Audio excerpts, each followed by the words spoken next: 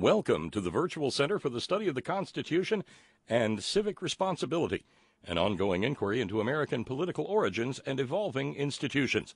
The Executive Director of the Virtual Center is Dr. Bill Obrien. He's also your host for this continuing conversation. Here he is now, Dr. Bill Obrien. Well, Bob, thank you. Bob Kincaid, thank you so much. Today is Tuesday, and I welcome you for this Tuesday edition of the Virtual Center for Study of the Constitution and Civic Responsibility.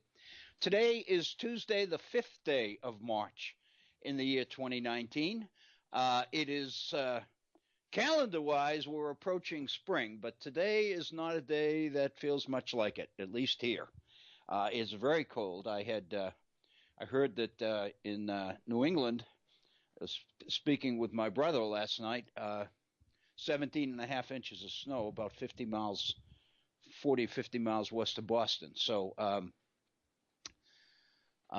it's not quite spring yet, but and the temperature is quite cold. But it's a beautiful day overhead. The sun is shining. It's a broadcast day here at the Virtual Center, and that always makes for a better day than the rest of them for me. So I welcome you. I welcome you to today's program. I hope your day is going well. I'd like to, as just kind of a quick look at what I think we probably will do today, I wanted to begin with a very short review of our program yesterday on education. Because there's one piece of it that I wanted to add to it. And then I've got a number of things. I mentioned yesterday that I was chock full of materials that I had collected over the previous 2 or 3 days. And I still got quite a bit of that, and I wanted to get into that. Some of the issues are so important. And in many cases, they're not positive. But at the same time, they're very, very important, and they're things that all of us need to be aware of and think about and keep an eye on. There are a number of things happening that I think are worthy of comment, and I'd like to spend as much time as necessary today on touching on 2 or 3 of them at least. So welcome to this Tuesday edition of the program. I'd like to begin, as we always do, by inviting you to participate more actively in the program than listening to it involves. I know that listening to a program like this is participation. I understand that. But at the same time, and I'm hoping that the programs will at least at times raise questions that cause you to want to react, or raise issues that cause you to want to respond or offer an opinion on or reaction to of some kind. And for that reason, we have 2 lines that go directly into the Head On Radio Network studios. And if you call one of these 2 lines, Bob Kincaid is there today, and he will get you on the air immediately. Both of them are same area code, 304. The first number is area code 304-574-8178. 304-574-8178. The other number, same area code, 304-640-2829. 640-2829. If you'd rather not come on the air for whatever Or toll free, reason, Bill, toll free, 844-843-4676. Oh, Bob, let me jot that down. I'm not sure I remember that. What is it, Bob, again? 844-THE-HORN, 844-843-4676. Okay, 846. 4676, is that it, Bob? No, 844-843-4676. 84376. No. Okay, I'm screwing up. Go ahead. 844. 844. 843. Right. 4676. 4676. I hit 4 Yeah, that's 3 spelled 7 that. 6. Those last 7 digits spell the horn. The horn. Okay, great. Well, Bob, I'll mention that each day because Yeah, that's the easiest way for people to get in. Yes, it is. Oh, by all means, of course. Well, Bob, thank you. Oh, no worries. Sorry to interrupt. No, that's okay. I'm glad you did. So we do have the two direct lines into the studio, but we also have a toll-free line, 844-843-4676. 844 the horn. And that will mean that there'll be no charge if indeed you are calling on a line where there would be a charge. That is wonderful to know, and I appreciate that, Bob. I know also, though, that there are people for one reason or another that are reluctant to or get on the line or are not in a position to do so. You know, maybe you're at work, for example. After all, it is in the middle of the afternoon here from where we're broadcasting from, which is Eastern time zone. So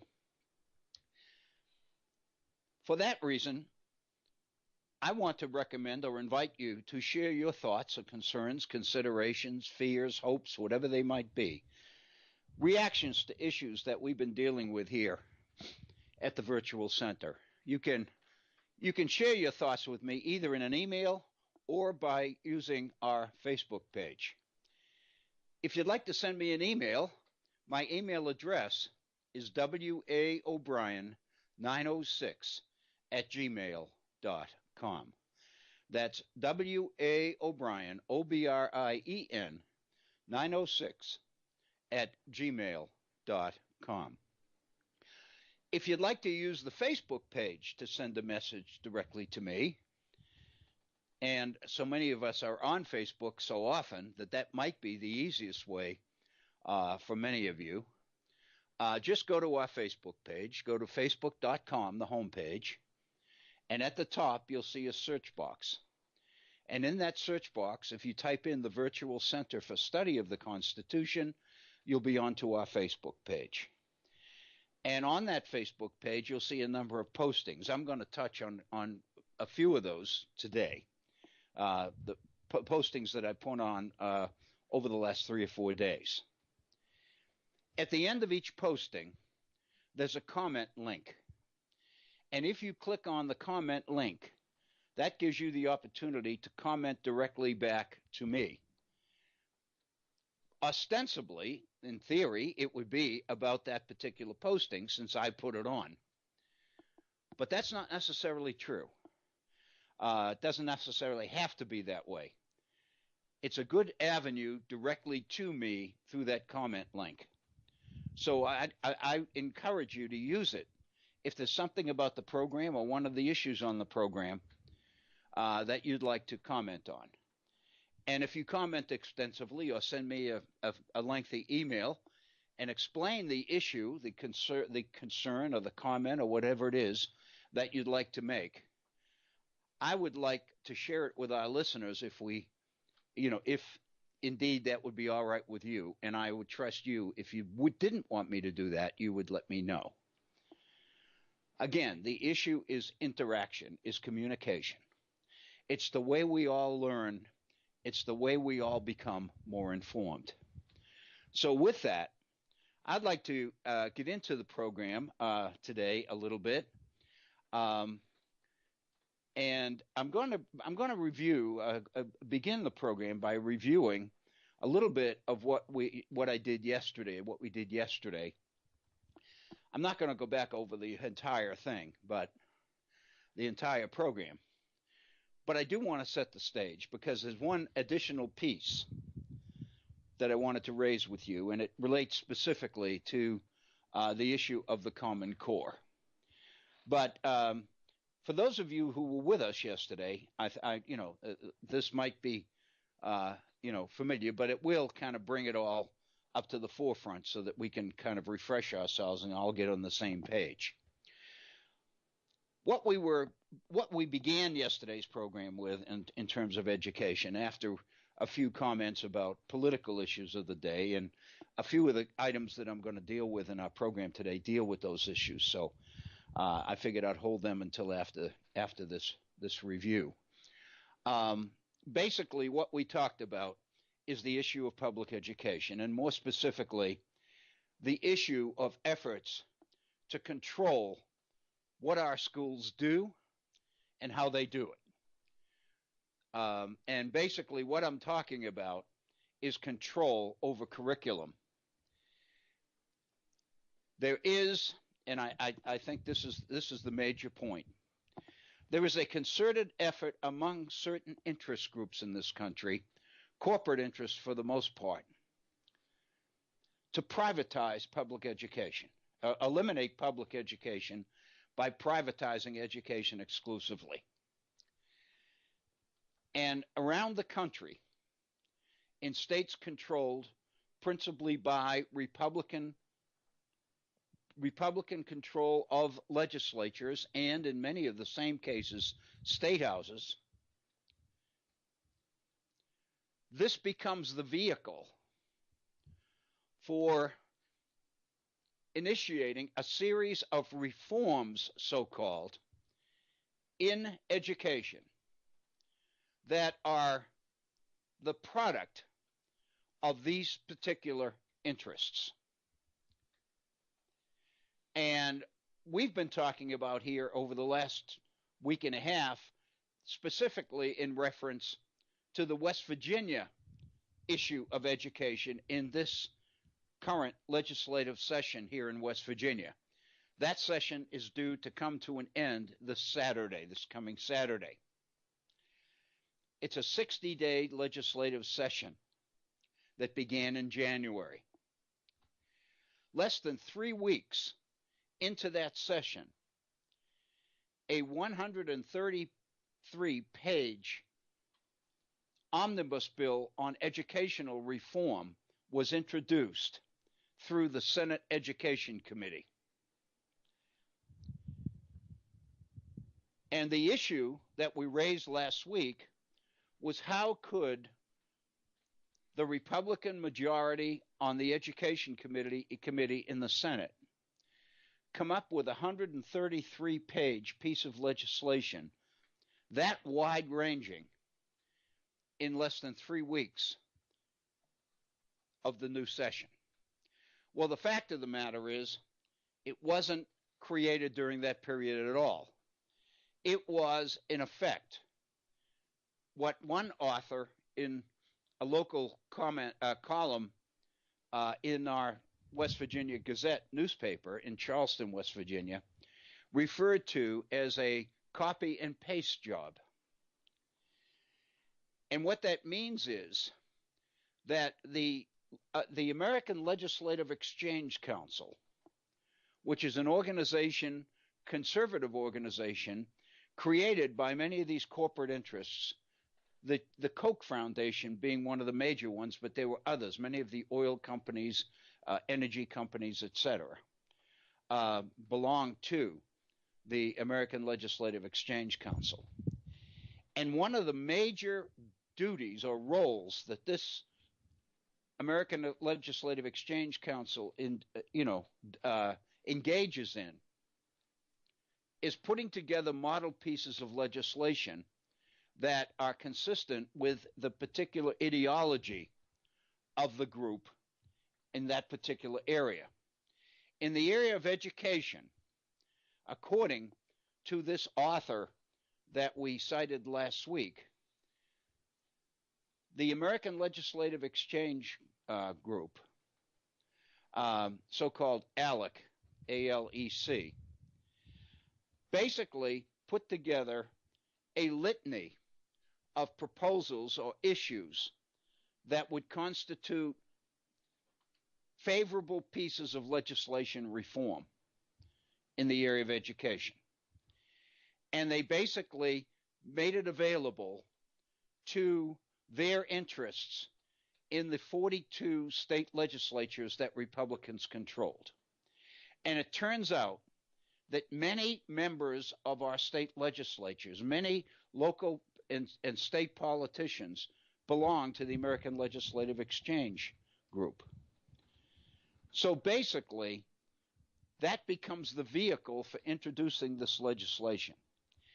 And this omnibus bill that was introduced in West Virginia was basically a compendium of issues that had already been put together by the American Legislative Exchange Council.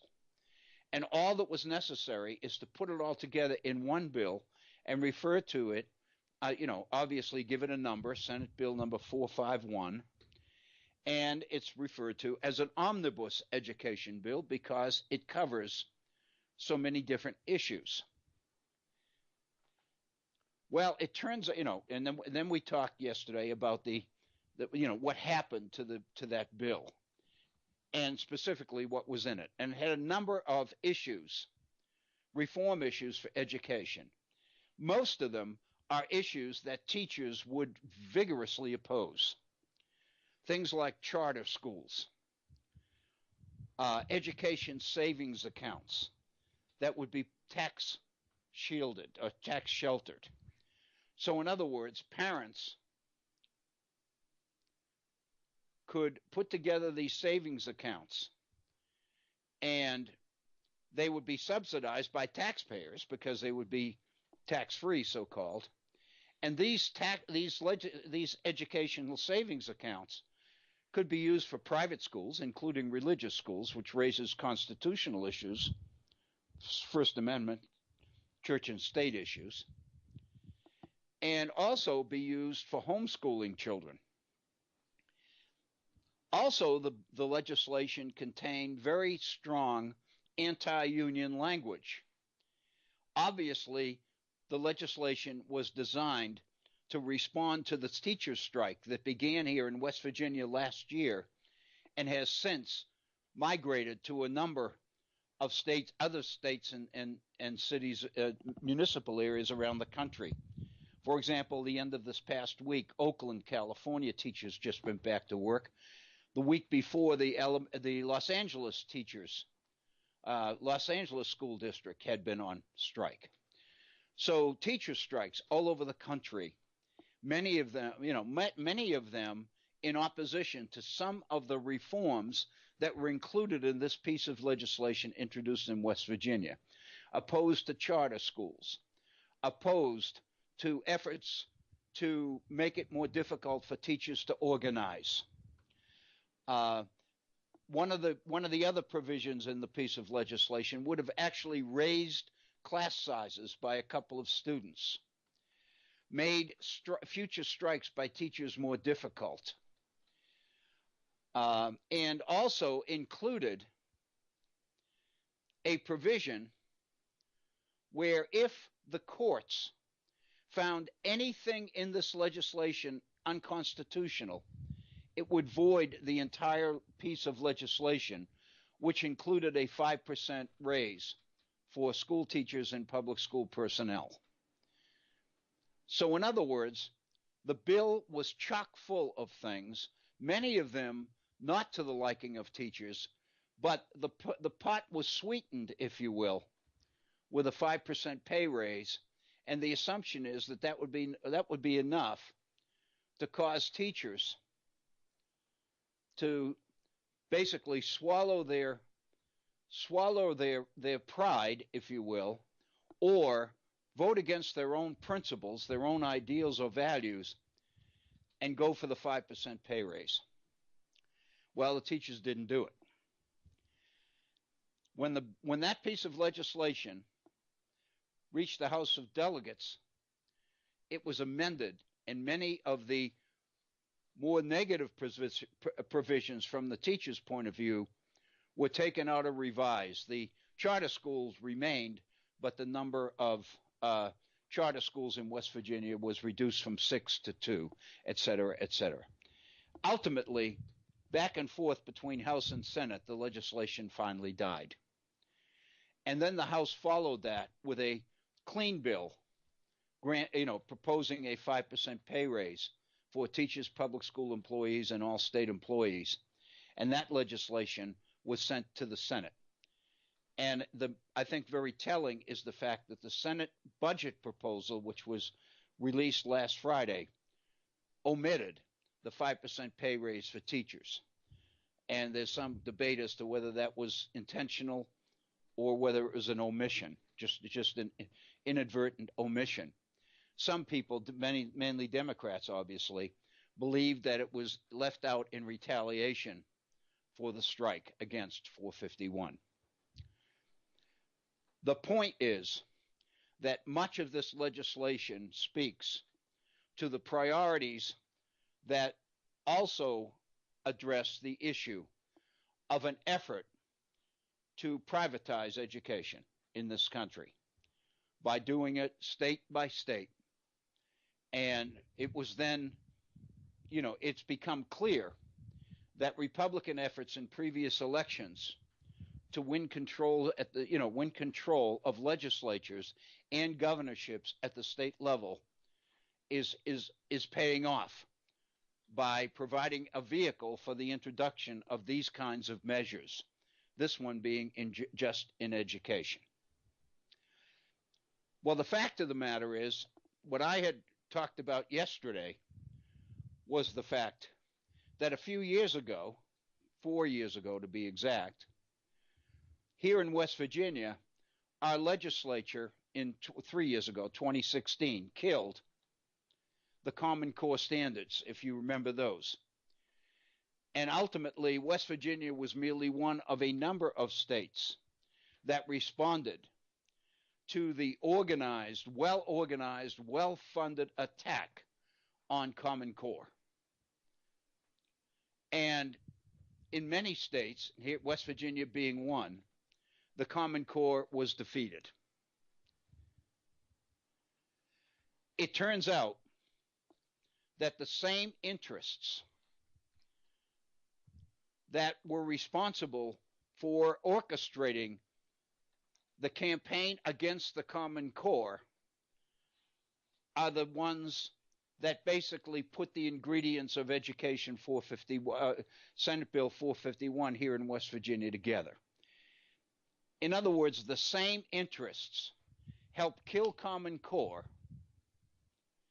and now are trying to fill the void, so to speak, with reforms much more to their liking. And their liking is an end to public education, the privatization of education in this country. So that leads, and that led, that's where we were yesterday, to the question, what does that tell us about the Common Core? If we currently see what these interests want our schools to become, what was it about the Common Core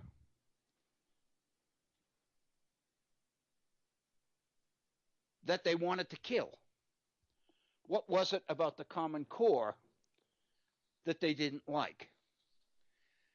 And I had raised a number of issues that were part of the campaign against the Common Core. That the program was an example of federal overreach, that it violated West Virginia values and traditions, that it was supported by powerful out-of-state interests, like Bill Gates, Warren Buffett, for example, to seize control of our children and our schools. It was a plot by Obama administration liberals to control what our children learned and what they were taught to believe. It was a reform movement without any input from educators.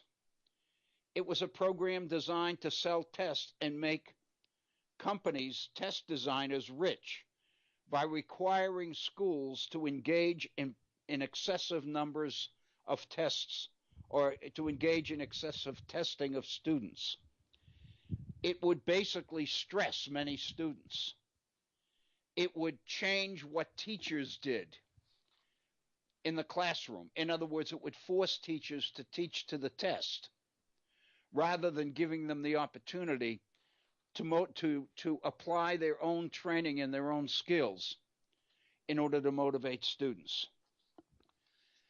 And the reality, that really constitutes a compendium, I think, of the major criticisms of the Common Core.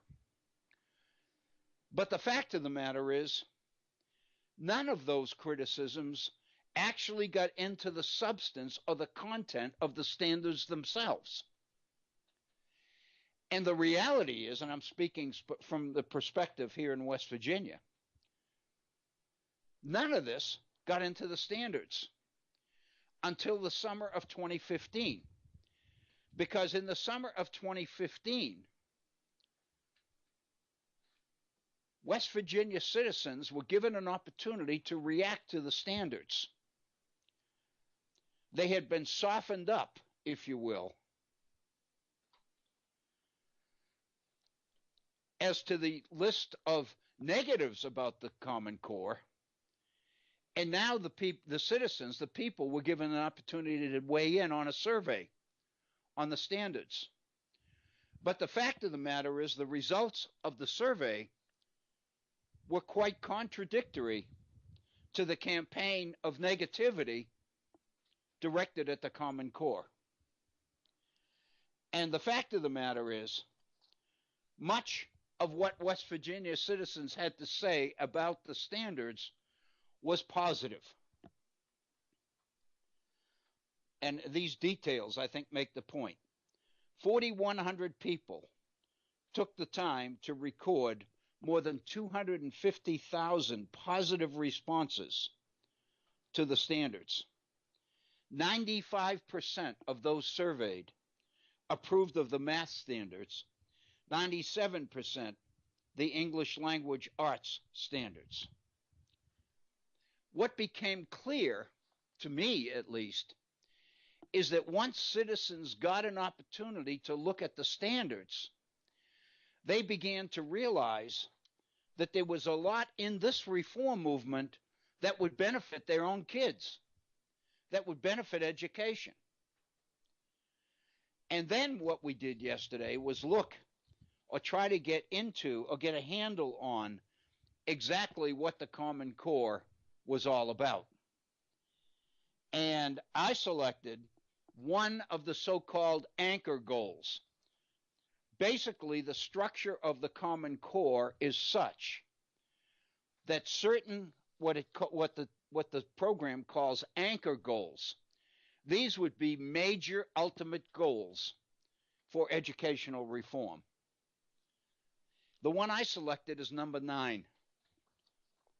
And the reason I selected it is because it relates specifically to one of the major criticisms of our public education system, and that is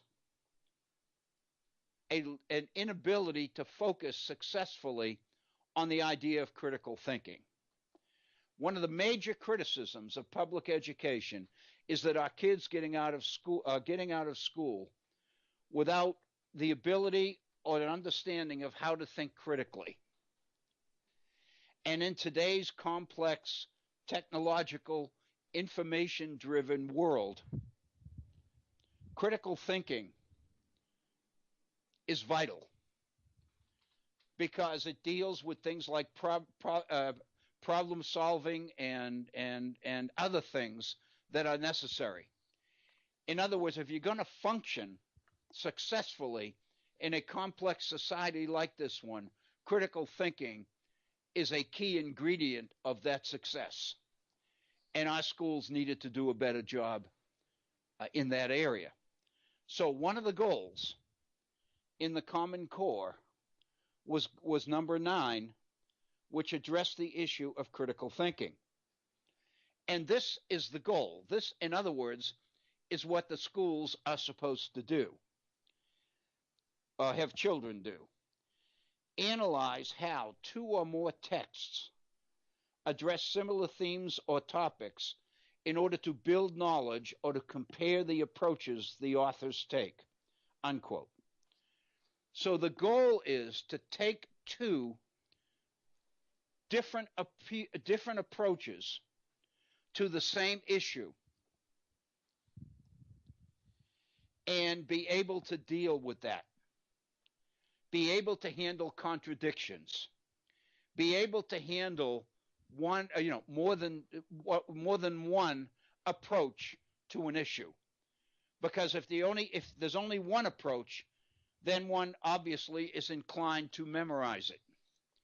But when you get two alternative competing approaches, it puts the burden on the students to resolve the contradictions.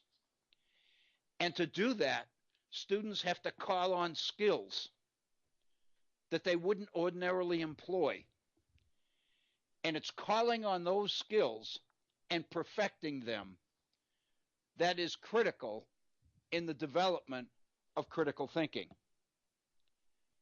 If you look at that goal, analyzing two or more texts that address similar themes or similar topics in order to build knowledge or to compare the approaches that the authors take, it's very obvious that this goal is more skill-based, not content-based.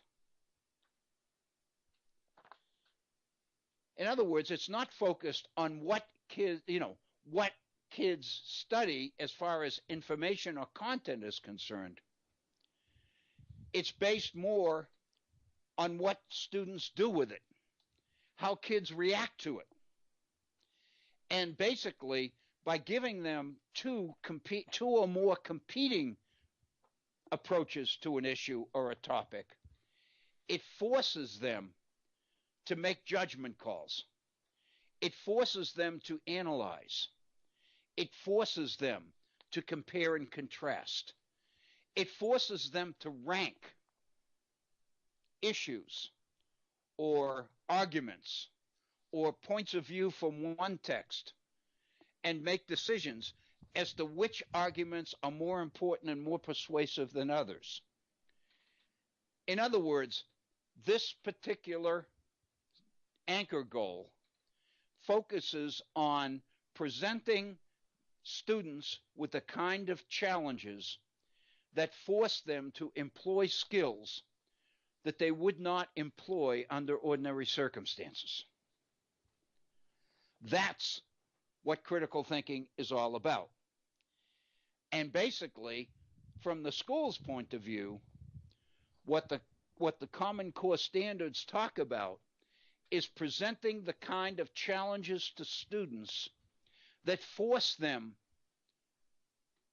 to respond and to draw on skills that they have but don't or too infrequently use.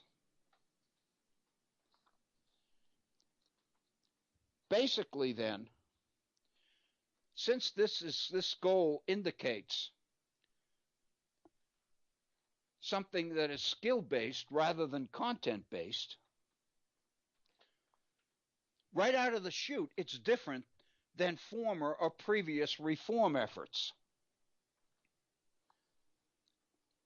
It suggests that much of what happens on a day-to-day basis in our classrooms would change. Because too much, the common skills are based on the assumption that too much of our time, our school classroom time, is spent introducing students to new information. Too little time spent on teaching students how to deal with that information.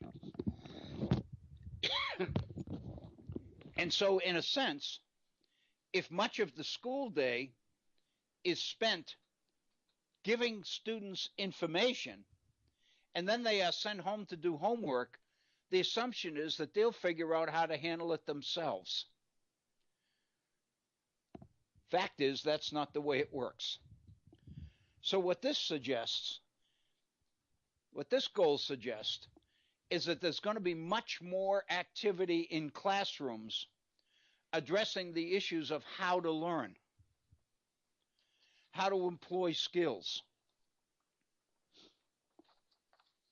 But that's only the beginning. Because the reason it's called an anchor goal is because every successive school year from the early grades up to grade 12 addresses the same goal. In other words, these anchor goals are the major issues that children need to be exposed to in order to graduate as self-learners. People who know how to learn, people who know how to solve problems, people who know how to do research, how to collect information, people who know how to evaluate information, how to rank it.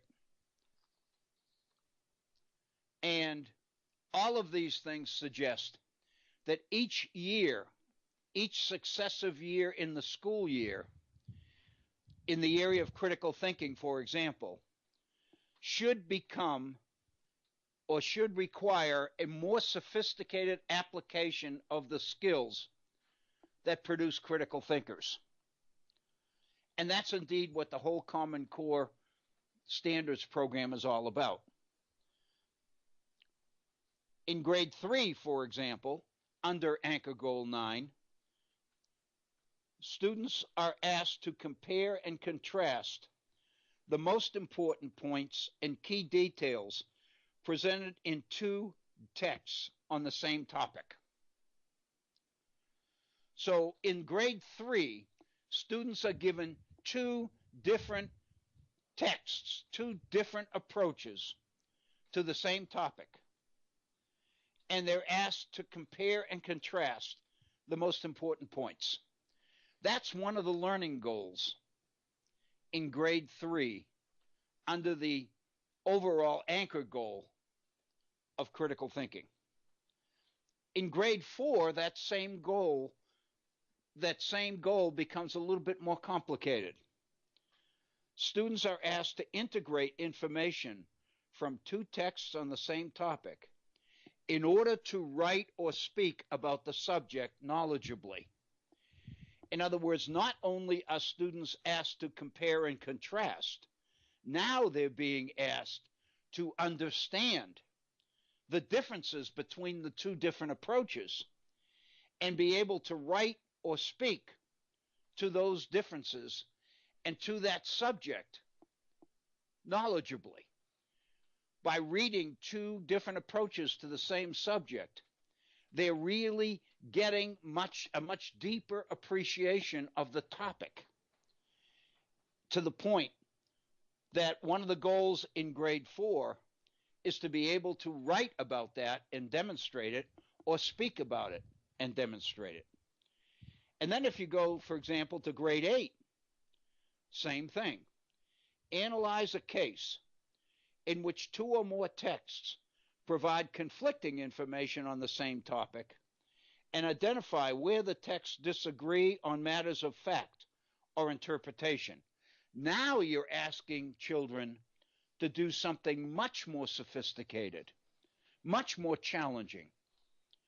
Not only do they have to read 2 or more texts, now, and not only do they have to compare and contrast the most important points, now they have to basically provide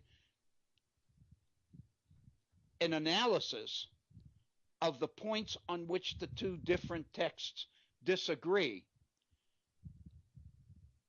in both fact and interpretation. They go all the way up to grades 11 and 12, the last 2 grades in public schooling. In grade 12, analyze 17th, 18th, and 19th century foundational U.S. documents of historical and literary significance, like the Declaration of Independence, the Preamble of the Constitution, the Bill of Rights, Lincoln's second inaugural, for their themes, purposes, and rhetorical features. Now, in grades 11 and 12, students under Anchor Goal 9 are now given primary documents from America's historical and literary past. And they're expected to be able to get into those documents and master them in depth, because the training they've had progressively up to this point has given them the opportunity to deal with this kind of skill.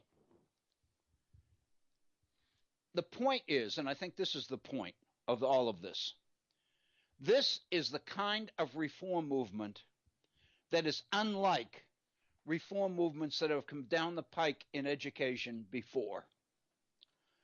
Most reform movements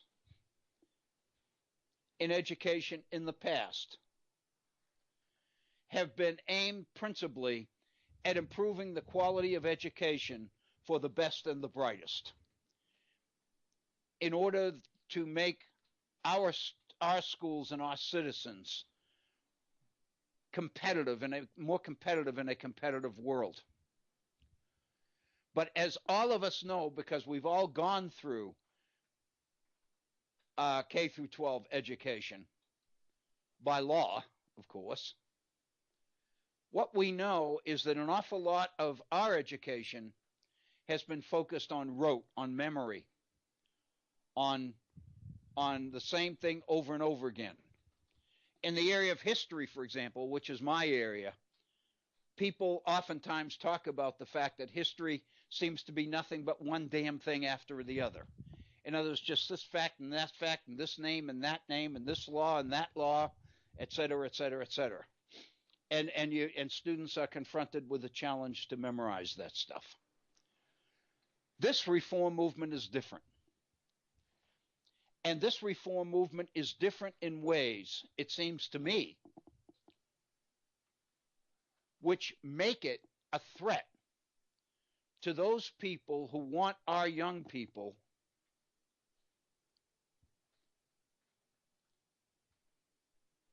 to learn and know things and be able to do things that are different from this. And what I'm talking about is this reform movement promises improved quality education, not just for the few, not just for the best and the brightest, but for all children.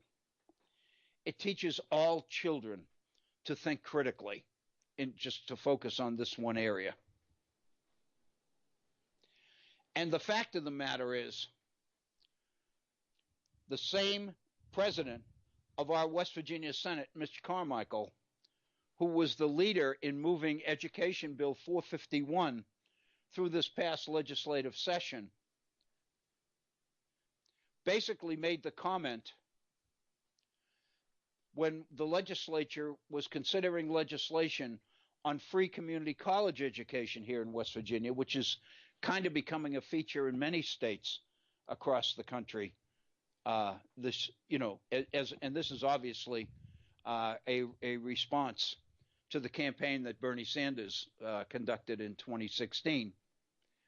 Many of the four-year college people in this state raised questions to the legislature about what free community colleges would do to their enrollment. In other words, it would be very difficult for four-year colleges to continue to enroll students in the numbers they have if they could go to community college for free. And so therefore, free community colleges, they were concerned, would have a negative impact on the enrollment for public institutions. And Senate President Carmichael's response was, our job is not to protect institutions, colleges. Our job is to make sure that West Virginia employers have access to a skilled workforce. Basically, then, what we're talking about is that the kind of skills the Common Core featured are not consistent, don't seem to be consistent with the idea of a manageable, pliable, docile, obedient, responsible workforce. And so, in a sense, what it speaks to is what the priorities of these people are in terms of what they want our children to know and learn, and what the education of each child to reach his or her maximum potential would be all about. Those things are not mutually consistent, it seems to me. And basically, that's what we spent most of our program yesterday on this particular issue. If you look at the Common Core, and I didn't do this yet. This is the piece I wanted to add on the Common Core. In the Common Core, this is part of the Common Core. And this is a quote from the program, the reform program itself. By reading texts in history, social studies, science, and other disciplines, students build a foundation of knowledge in these fields that will also give them the background to be better readers in all content areas. Students can only gain this foundation when the curriculum is intentionally and coherently structured to develop rich content knowledge within and across grades. Unquote.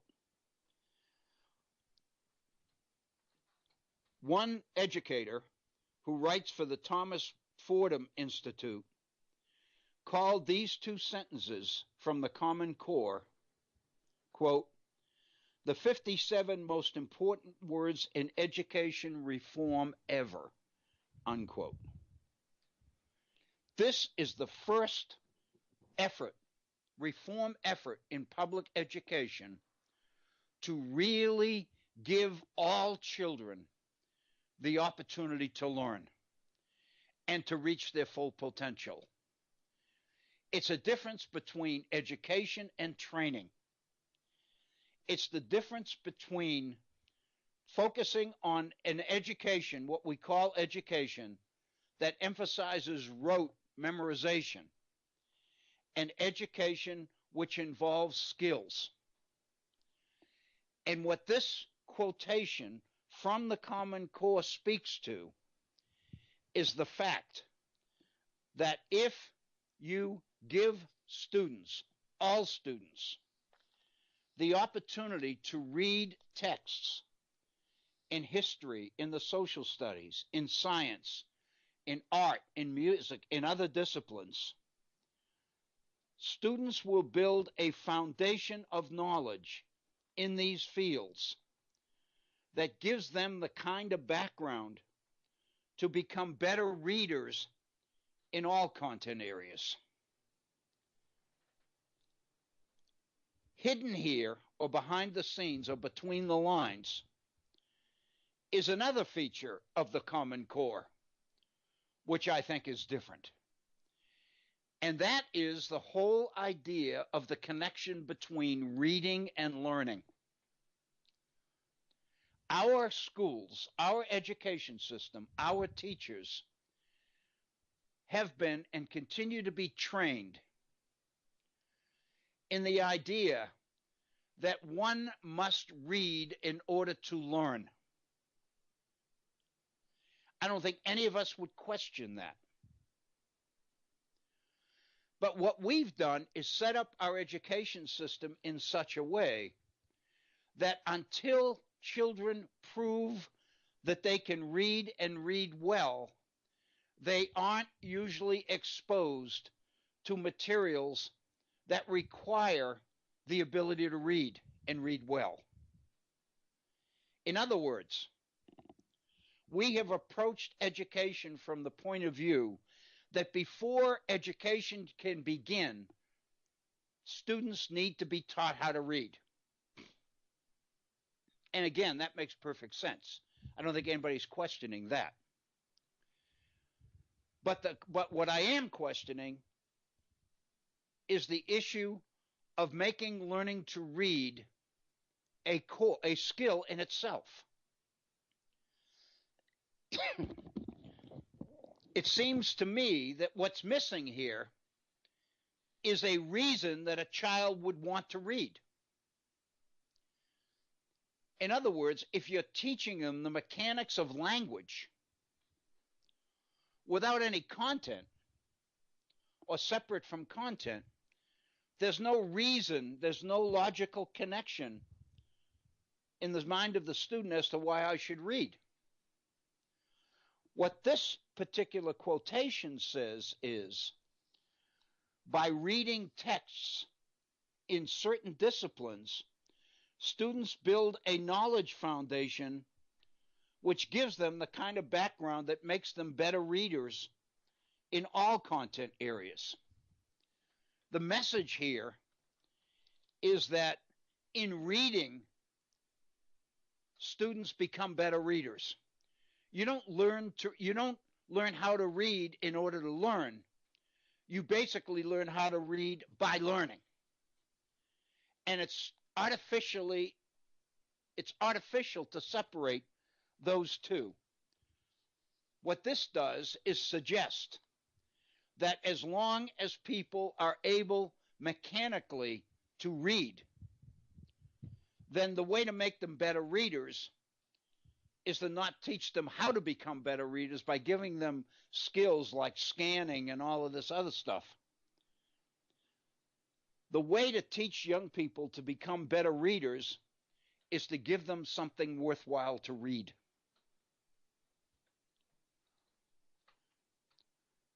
And the fact of the matter is,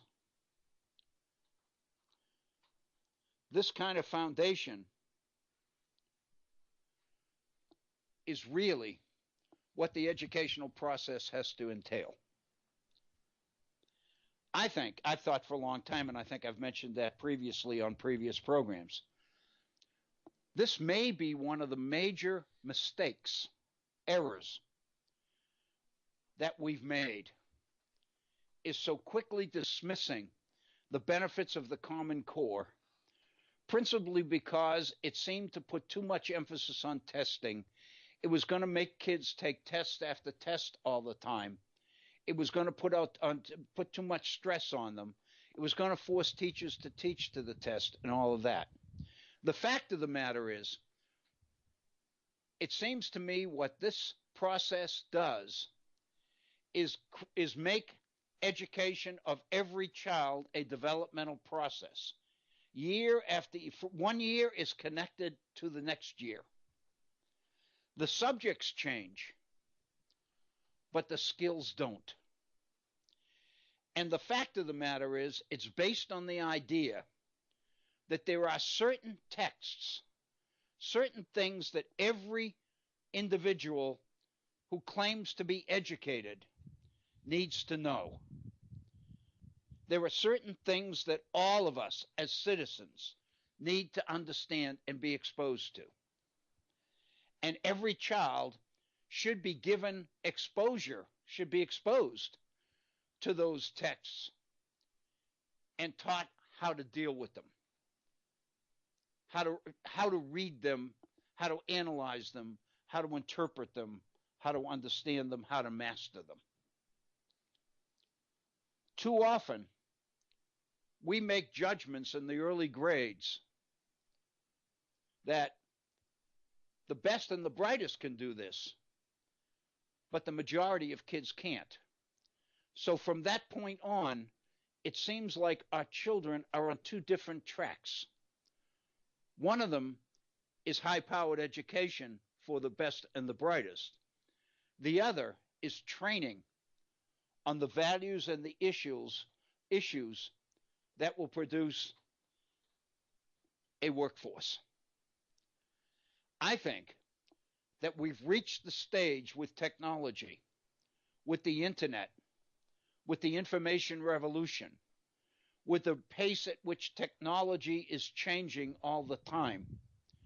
We've reached the point where change is happening faster than our schools can keep up with it. The only alternative then, you can't prepare students for what they'll need to know when what they'll need to know isn't even visible yet. What you can do, however, is teach them how to learn. Teach them how to approach new information. Teach them how to analyze, how to be critical, how to make value judgments, how to evaluate. And that's what the Common Core was all about. A major difference from between the Common Core and other reform movements, it seems to me, is that other reform movements benefited the best and the brightest. This reform movement benefited every kid, every child. It's based on the reality or the assumption that every individual, every child can learn. Obviously, every child can't go to Harvard, but every child can learn, every child can think. Every child can become a better reader than they currently are. And it seems to me if you make that assumption year after year through the process of public education, you'll turn out kids who can read well, who do understand, who can think, who can function, and who can not run from change, but embrace it. See change as an opportunity, not a threat. And we live in a changing world, and that's the kind of kids we have to produce. The Common Core would have done it. I would suggest to you things like charter schools and all the rest of it would have done it for the few. But the vast majority of young people would still be left with something less than a quality education. That, I think, is what this is all about. We are talking about those who have the most influence over what our kids learn and what our kids will become.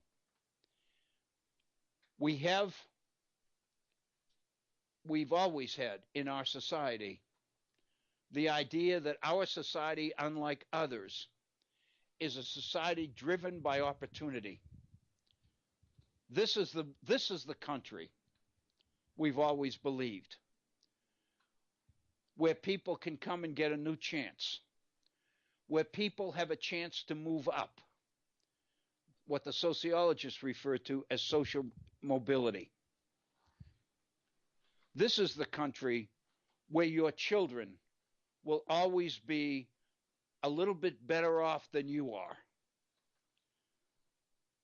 We are currently in a situation in this country where this is the first time in memory for most of us that we've ever been in a situation where some people are going to are saying that ultimately this is the first time we can say positively that our children may not be better off than we were. We may have been better off than our kids are.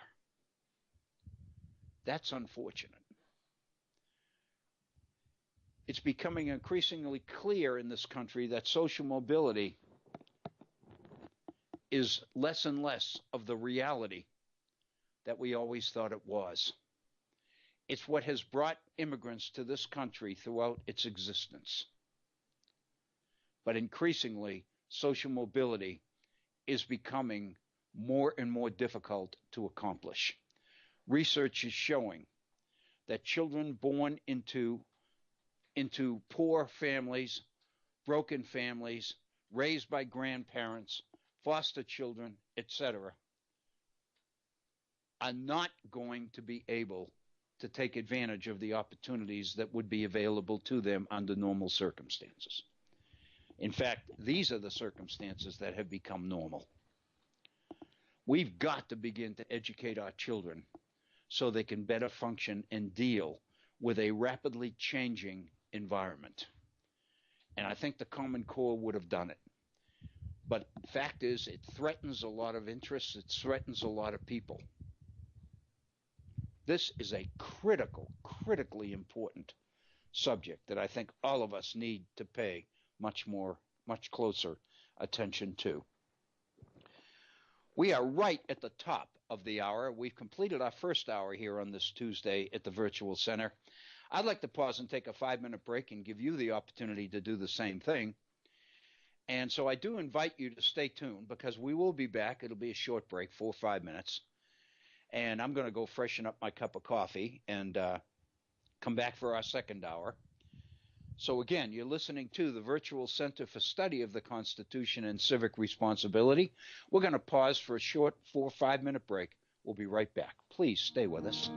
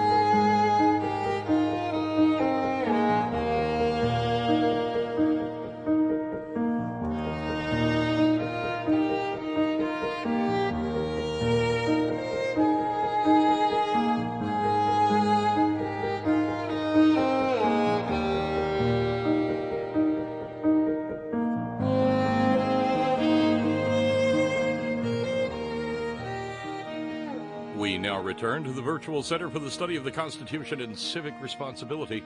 Here again is your host, Dr. Bill Obrien. Thank you, Bob Kincaid. My heavens, what a beautiful piece of music that was. I thoroughly enjoyed that. Thank you. It is a joy to welcome you back to our second hour here on this Tuesday edition of the Virtual Center for Study of the Constitution and Civic Responsibility. If you are just joining us, we welcome you back.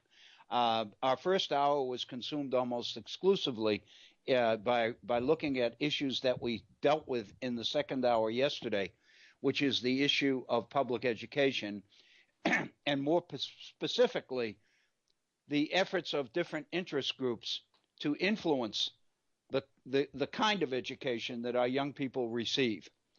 And basically what we've been talking about, and I think this is an important issue, And again, I do encourage you to perhaps review our first hour when this program goes on goes on archive. It'll be available on whiterosesociety.org. Basically, what we're talking about is an effort by certain corporate interests in this country to privatize education, to eliminate public education. Some people refer to it as socialism. Many of those people believe that their role, their job, is to control curriculum, is to have some input, some say into what our kids learn, what our kids believe, and what our kids can do. And the fact of the matter is, most of us believe that education is basically a process whereby children learn what they do best. And the process should be student-centered rather than interest-centered, rather than job-centered or career-focused or whatever. There's no question everybody needs to be able to earn a living. But on the other hand, educating, becoming human, it seems to me, involves more than just getting a job. And I think that's the issue that's what's at stake here. I think it's an important issue, and I think all of us need to watch it very, very carefully. That was pretty much our first hour. And for those of you just joining us, we'll be looking at a couple of 2 or 3 different issues in this, our second hour. But first of all, let me give you an opportunity or give you some information on ways that you can connect with us, ways that you can share your thoughts or your ideas with us. We have a toll-free number. Bob shared it with us at the beginning of our first hour, which will allow you to get directly into our Head On Radio Network studios if you're not local. It's an 800 number.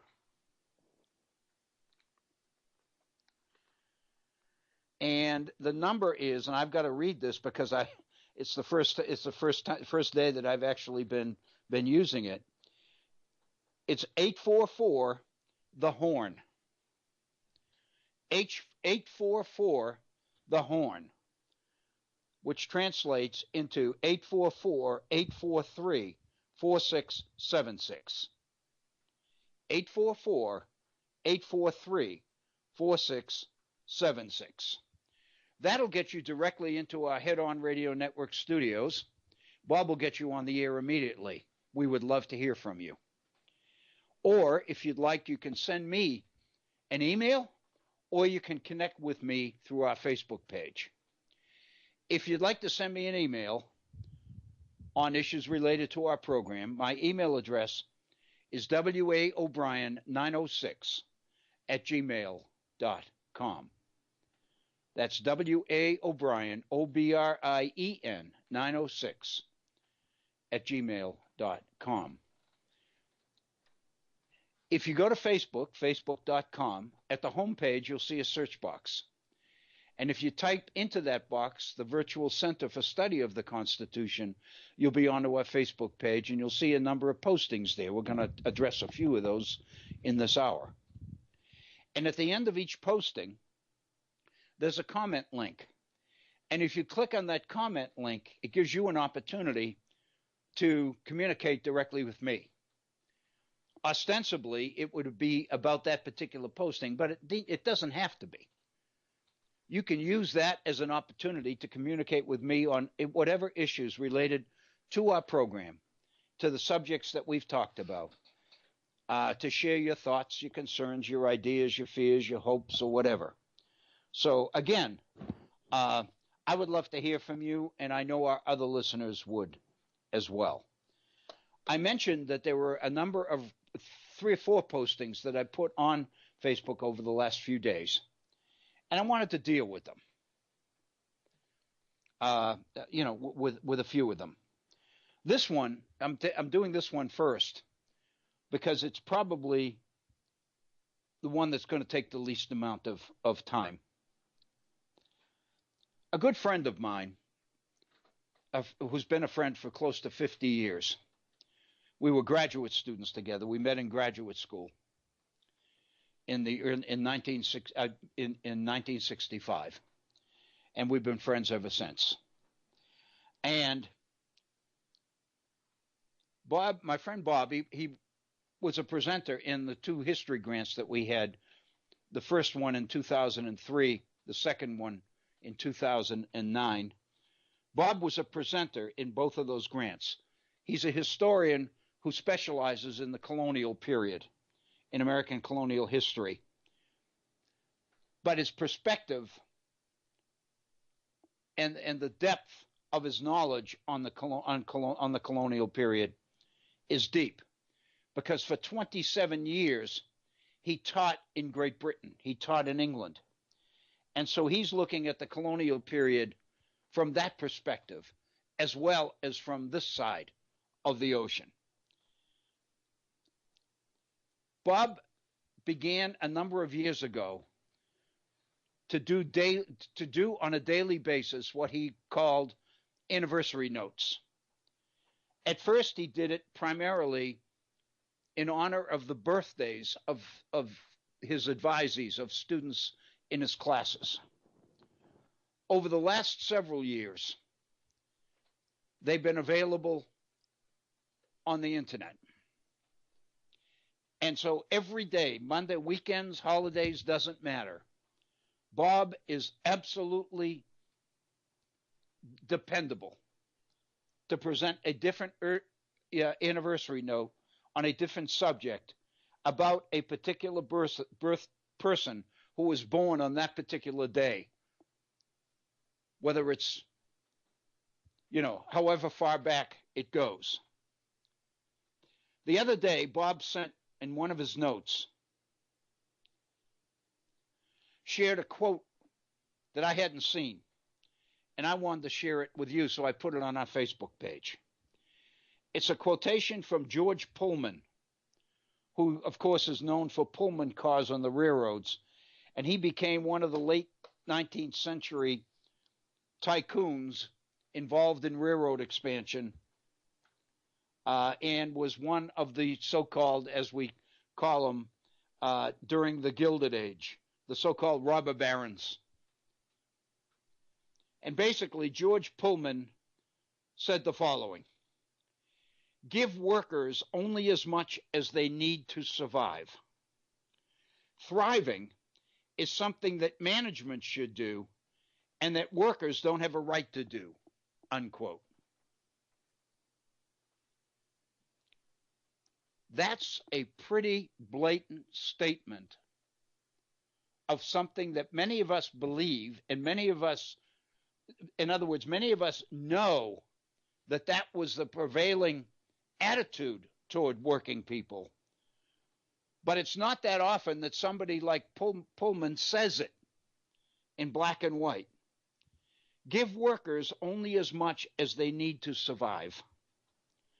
Thriving is something that management should do and that workers don't have a right to do. How prevalent is that same sentiment today? And this is what I put on Facebook. It looks like, or it seems like, we see it everywhere. The idea that working people have been fighting this for years. The idea that they are where they belong and they should appreciate what they have rather than demand more.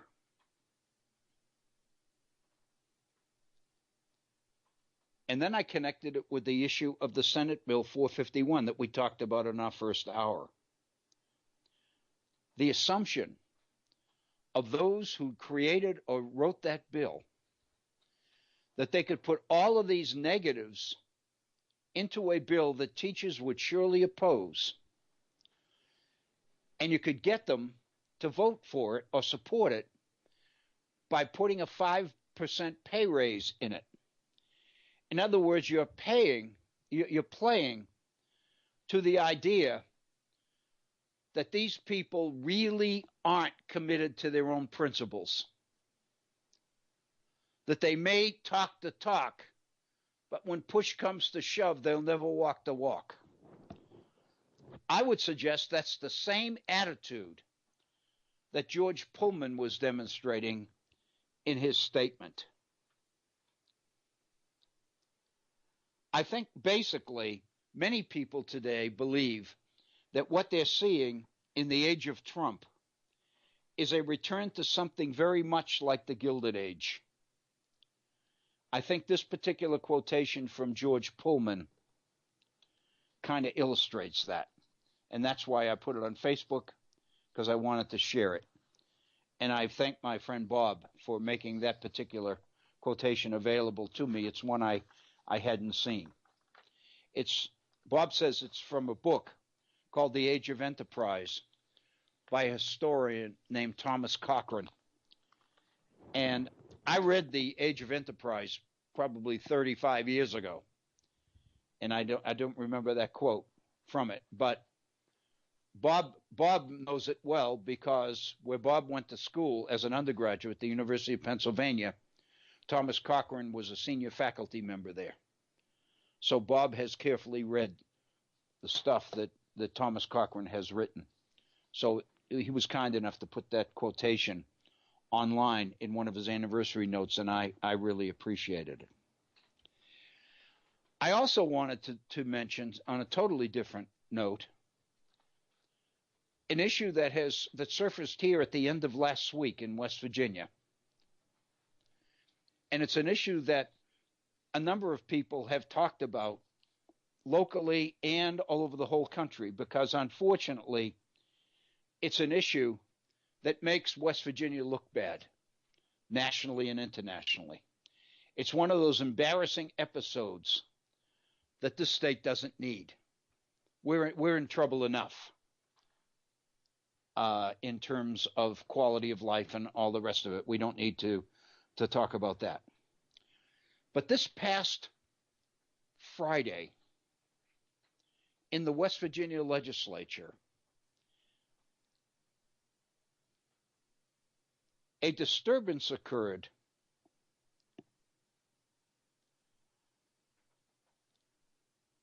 over the setting up of a particular table or station to celebrate what here in West Virginia was labeled West Virginia GOP Day. Last Friday in the West Virginia legislature was labeled West Virginia GOP Day at the state capitol.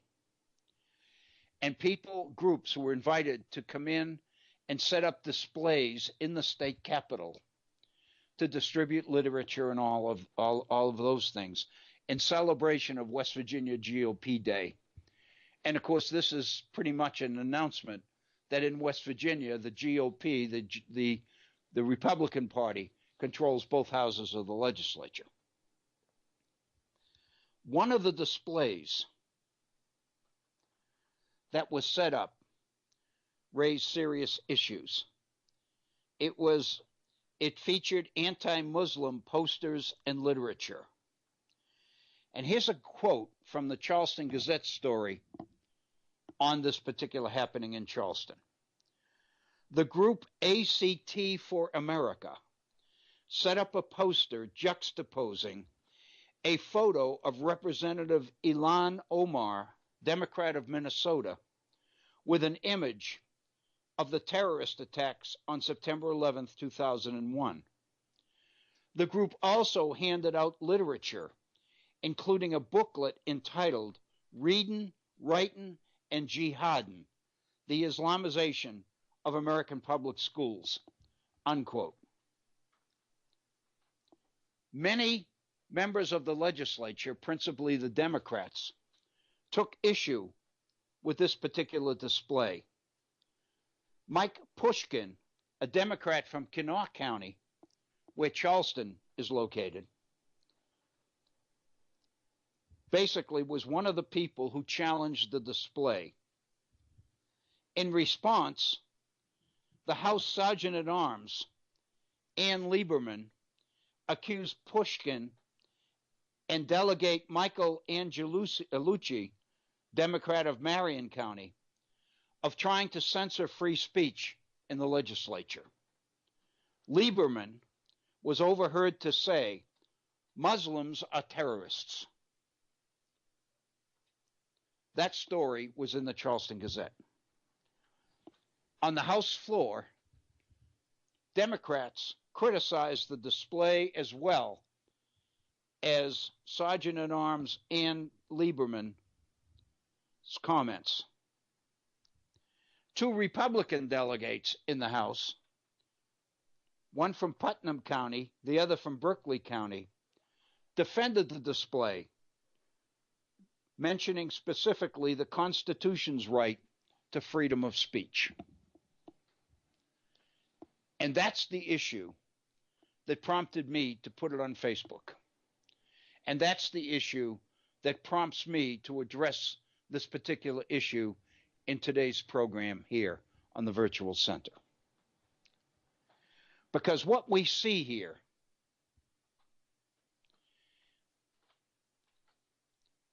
is an example of something that I think is very dangerous. And it is the idea that the First Amendment to the Constitution gives people the right to say whatever they want to say, irrespective of who it hurts in the bargain.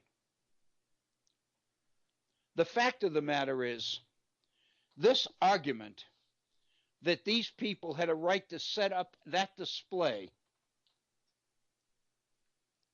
a display which emphasized hate and bigotry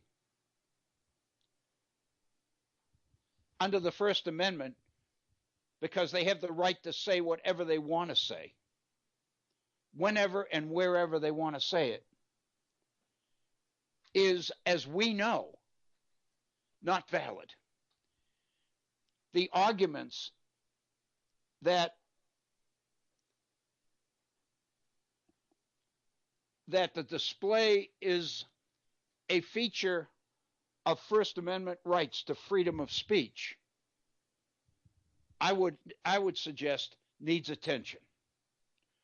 We know that the rights in the Constitution, in our Bill of Rights, are not absolute.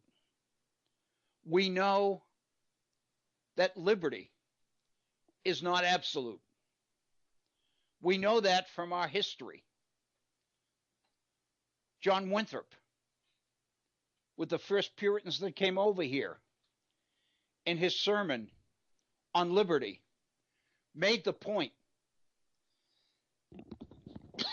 that liberty is not license, that individual freedom comes not only with rights, but with responsibilities. It seems to me these people that are defending this display as being constitutional under the First Amendment are assuming that the First Amendment right to free speech is absolute. None of these rights are absolutes. You couldn't have a society where everybody can do anything or do or say anything they want at any time they want, wherever they want, under the protection of the Constitution of the United States. If you had that, you wouldn't have a society. You wouldn't have rule of law. We would be living in the midst of anarchy. Two things related to this particular story, which I think is significant. One focuses principally on here on the state of West Virginia, so I'll deal with that one first. A couple of weeks ago in our state legislature, we had another incident with one of our legislators, a Republican legislator from Mercer County, which is just south of where we are, who made reference to the gay and lesbian community and organized efforts to protect the rights of the gay community, pointing out that these groups are like the KKK. This particular legislator was not chastised or criticized, but his comments not only went all over the state, they went throughout the nation. Many people were critical of West Virginia because of this kind of hate. And the fact of the matter is, and I know it's not legitimate to directly draw lines, connecting lines, but it does speak to me about the climate we're in. I'm not blaming this on Donald Trump, but I am suggesting that the climate that the nation is living in under or through the last 2 years has seen more and more outbursts of this kind of examples of bigotry and hate. It's reflected here in our state. It was reflected in the anti-Muslim display last Friday in our state capital. And it's something that I know doesn't only exist here. We're seeing examples of hate crimes all over the country. They're becoming more visible. They're becoming more frequent. They're becoming more of a concern. And I don't think we can just afford to chalk it up and say, well, that's what society is becoming. It seems to me we've got to be on the alert to these things, and we've got to deal with them when they surface. And I think that's what happened in our legislature last week. And I did want to share it to you because, again, and this is the other side of the other thing about this issue that I wanted to raise, because it focuses on the legitimacy because of the First Amendment right to free speech. This is becoming prevalent. It's becoming more and more of an issue. It's becoming an issue in the courts. We see it in the Supreme Court. We see, if you remember, in the case, the last case that Justice Stevens participated in before he retired this last June.